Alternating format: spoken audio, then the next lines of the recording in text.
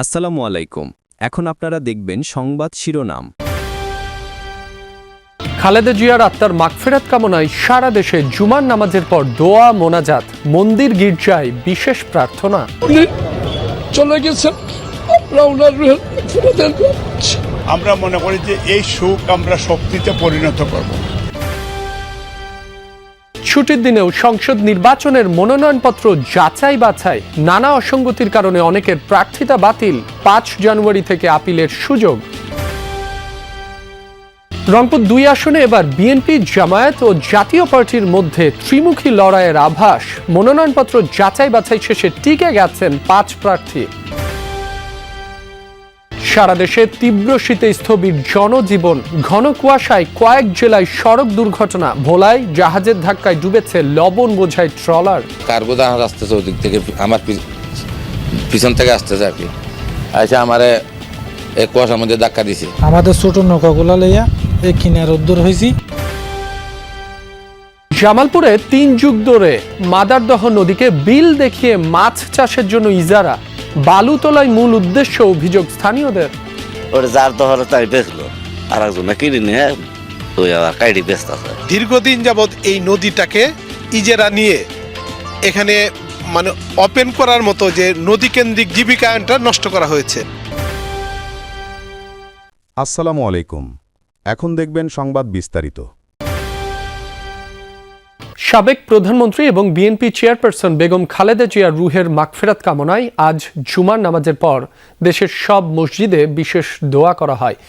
জাতীয় মসজিদ বাইতুল মোকাররমে দোয়া মোনাজাত পরিচালনা করেন খতিব। এছাড়া খালেদা জিয়ার আত্মার শান্তি কামনায় বিশেষ প্রার্থনা হয়েছে ঢাকেশ্বরী জাতীয় মন্দির সহ দেশের প্রধান গির্জা ও প্যাগোডায়। সাবেক প্রধানমন্ত্রী এবং বিএনপি চেয়ারপারসন বেগম খালেদা জিয়ার রুহের মাগফিরাত কামনায় দেশব্যাপী বিশেষ দোয়া ও মোনাজাতের আয়োজন করা হয়। বাইতুল মোকাররমেও ছিল আয়োজন, যা পরিচালনা করেন জাতীয় মসজিদটির মুসল্লিরা। জানান, খালেদা জিয়া দেশ ও মানুষের কল্যাণে সারা জীবন ছিলেন আপোষহীন। পরম করুণাময় আল্লাহ যেন তাকে বেহেশত নসিব করেন, এমনটাই ছিল তাদের দোয়ার ভাষা।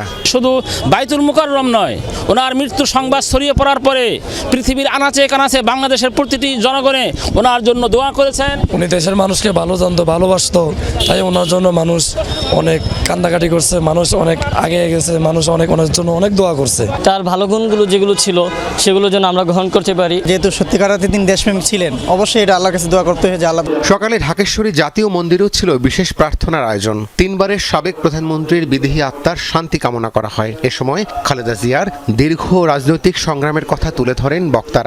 তিনি কখনো গণতান্ত্রিক ব্যবস্থার বাইরে কোনো শক্তির সাথে আপোষকামিতা করেন নাই। জানাজার মধ্য দিয়ে যেটা প্রমাণিত হয়েছে, দেশের সর্বস্তরের মানুষ মিলিত হয়েছে, এই সম্মিলনটা যেন অব্যাহত থাকে। ছুটির দিনেও সারা দেশে হয়েছে ত্রয়োদশ জাতীয় সংসদ নির্বাচনে প্রার্থীদের মনোনয়নপত্র যাচাই বাছাই কার্যক্রম। প্রার্থীদের দাখিলকৃত মনোনয়নপত্র কার্যবিধি অনুযায়ী যাচাই বাছাই করা হচ্ছে। আবেদনপত্রের শর্ত পূরণ না হওয়ায়, প্রয়োজনীয় কাগজপত্র না থাকায় এবং 1% ভোটারের স্বাক্ষরে গরমিল পাওয়া গেলে বাতিল হবে প্রার্থিতা। তবে তারা প্রত্যেকেই আপিল কার্যক্রমে অংশ নিতে পারবেন। শুক্রবার সাপ্তাহিক ছুটির দিন। এদিনও নির্বাচন কমিশন, বিভাগীয় কমিশনার ও রিটার্নিং কর্মকর্তার কার্যালয়ে চলে ত্রয়োদশ জাতীয় সংসদ নির্বাচনের মনোনয়নপত্র যাচাই বাছাই। রংপুরে জেলা প্রশাসকের সম্মেলন কক্ষে সকাল 10:30 থেকে শুরু হয় যাচাই বাছাই কার্যক্রম। 1% ভোটারের স্বাক্ষরে গরমিল, হোল্ডিং ট্যাক্স ও টেলিফোন বিলের বকেয়া পরিশোধ না করায় রংপুর 3 আসনের 3 জনের প্রার্থিতা বাতিল করা হয়। বৈধ ঘোষণা করা হয় 7 প্রার্থীর মনোনয়নপত্র। রংপুর 4 আসনে বৈধ ঘোষণা করা হয় এনসিপির সদস্য সচিব আক্তার হোসেনের মনোনয়ন। যাচাই বাছাই কার্যক্রমে কক্সবাজার 1 আসনে বৈধ ঘোষণা করা হয় বিএনপি প্রার্থী সালাহউদ্দিন আহমেদের মনোনয়ন। বাতিল করা হয় 2 জনের প্রার্থিতা। আইনানুগভাবে সকল কিছু সম্পন্ন হয়েছে, আমি প্রত্যক্ষ করেছি। নির্বাচনের মাঠে আমরা সকল প্রার্থীকে স্বাগত জানাই। রংপুর 2 আসনে এবার ভোটের মাঠে জমে উঠেছে ত্রিমুখী লড়াই। জামায়াত, বিএনপি ও জাতীয় পার্টির প্রার্থীরাই মূল প্রতিদ্বন্দ্বী। 3 প্রতিদ্বন্দ্বীর 2 জন সাবেক এমপি হলেও জামায়াতের প্রার্থীর নেই সেই রেকর্ড। এই আসনে মনোনয়নপত্র যাচাই বাছাই শেষে টিকে গেছেন 5 প্রার্থী। আসন বদরগঞ্জ ও তারাগঞ্জ উপজেলা নিয়ে গঠিত। ভোটার সংখ্যা 3,80,981 জন। বিগত নির্বাচনে এই আসনে বিএনপি একবার, জাতীয় পার্টি 4 বার এবং আওয়ামী লীগ জয় পায় 7 বার। বিএনপির প্রার্থী মোহাম্মদ আলী সরকার 2001 সালে জাতীয় পার্টি থেকে এমপি হয়েছিলেন। অন্যায়ের প্রতিকার মোহাম্মদ আলী সরকার, এই স্লোগানে ভোটের মাঠে সরব তিনি। আলোচনায় আছেন জামায়াতের এটিএম আজহারুল ইসলাম। আন্তর্জাতিক অপরাধ ট্রাইব্যুনালে ফাঁসির দণ্ডপ্রাপ্ত হয়ে কারাবন্দী ছিলেন তিনি। রাজনৈতিক পট পরিবর্তনের পর কারামুক্ত হয়ে চষে বেড়াচ্ছেন মাঠ। সহানুভূতির ভোট পাওয়ার আশা তার। আমি ছোটবেলা থেকে মানুষের কোনো অন্যায় করি নাই, এটা একটা পরিষ্কার বার্তা এতে। আর অন্যায় আমি পছন্দ করি না। একটা স্লোগান আসছিল, এটা 85 সালের অন্যায়ের প্রতিকার মোহাম্মদ আলী সরকার। আমি তো সবচেয়ে নির্যাতিত। আমার জানা মতে বদরগঞ্জ তারাগঞ্জের যারা সামনে নির্বাচনে অংশগ্রহণ করবে বলে দাবি করছে, তার একজনও জনগণের জন্য কারাগারে যায়নি। শীতের তীব্র দাপটে পর্যুদুস্ত সারা দেশ। ঘন কুয়াশা আর হাড় কাঁপানো ঠান্ডায় সর্বত্র বেড়েছে জনদুর্ভোগ।